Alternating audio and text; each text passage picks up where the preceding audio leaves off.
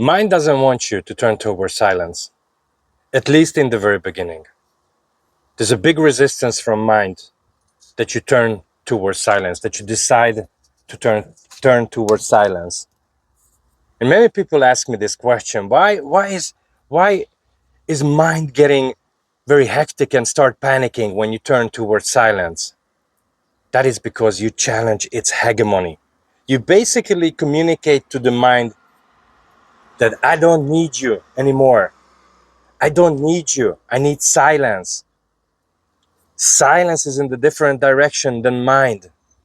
Mind is movement, movement. Silence, it's the different direction.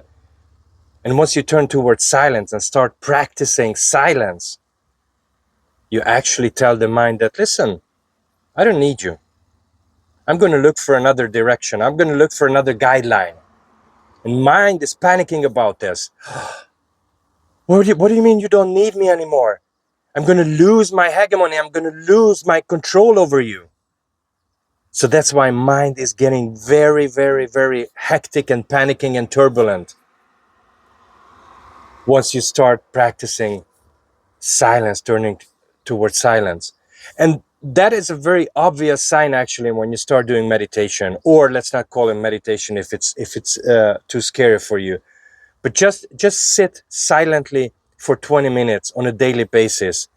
On a very short run, it's getting better and better. You start to feel yourself much better.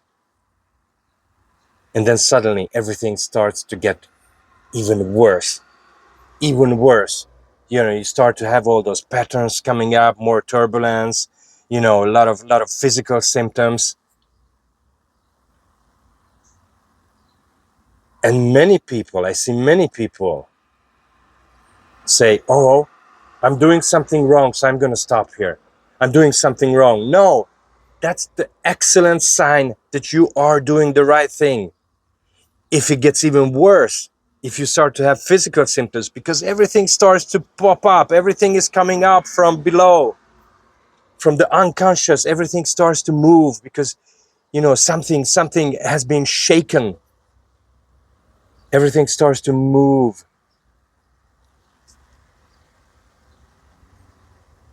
And it's a good sign that you are progressing. It's a very good sign that you are progressing if it gets a little bit worse or even a lot worse. So don't be afraid of that. Don't stop there. Don't stop there. Just move, just continue. Because I think mind will do a lot of things to trip you in this process, because mind doesn't want you to turn towards silence. Mind will, you can't believe what mind can do. I remember in the very beginning of when I started meditation, my phone started to ring all the time, all the time. This is mine. I know it's hard to believe, but this is all controlled by the mind. And also the mind has its tricks, saying you have to answer that email. Okay, I'm just gonna watch one more episode of this movie, or anything that will keep you away from silence. Oh, it's Sunday. Okay, Sunday. I take a day off. Sunday. It's Christmas Day. Okay, it's Christmas Day. Then on Christmas Day we don't have to meditate. I remember my master said, when resistance is the biggest, then sit down for meditating. Sit down to meditate when the resistance is the biggest within you, because then you start educating the mind. You start educating the mind. So yes, mind will do everything to make an obstacle in the very beginning, but then you start to educate the mind, and you can actually educate the mind that this is a benefit for the mind too, to sit in silence. You can teach the ego to meditate. You can teach the ego to meditate.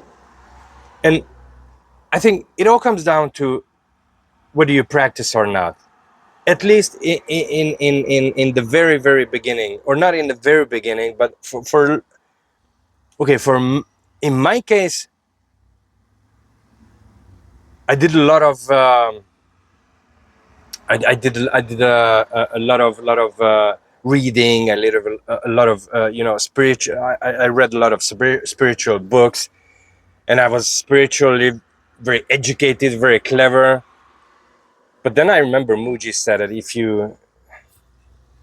you study Buddhism for 20 years but haven't practiced anything out of that, and then you practice, or then you study Christianity, for instance, for another 20 years but didn't practice anything that was said there, you haven't made any progress. So there came a point in my life as well when I said, okay, I will do the practices. I will do 2 times 20 minutes of meditation on a daily basis, as recommended by one of the teachers, self-inquiry meditation. And you have to be very diligent in this. You have to be very strict on yourself. Or I had to be very strict. I remember being very strict. I was a very good student, saying, okay, every day, no exception, every day. And I know that's mind too. That's mind. Discipline and, being very strict. That's also the mind. But we use the mind to silence the mind. To use a thorn to get out of the other thorn, but then you throw away both thorns. So it's absolutely okay to use the mind to silence the mind. It's okay to do that. Okay. So yes. It's all come down to practicing, because once mind is silenced, then you will be able to observe.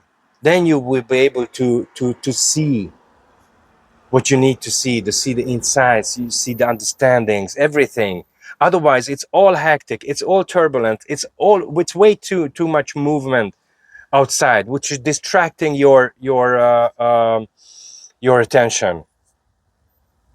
But once mind is silenced, you know, something reveals itself. So that's why I say mind in the very beginning is a kind of resistance to this. But then soon enough, it will cooperate and it will come back to play its little game sometimes, but it will be quite cooperative on the long run. Because funnily, mind is in favor of you finding out the truth as well.